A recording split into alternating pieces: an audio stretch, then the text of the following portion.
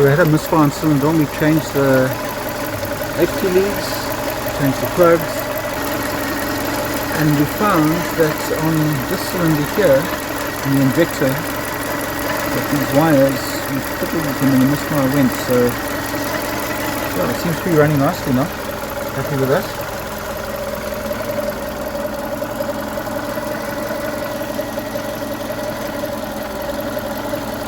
Changed the coil pack, we changed the HT leads, yeah, so those are all new. And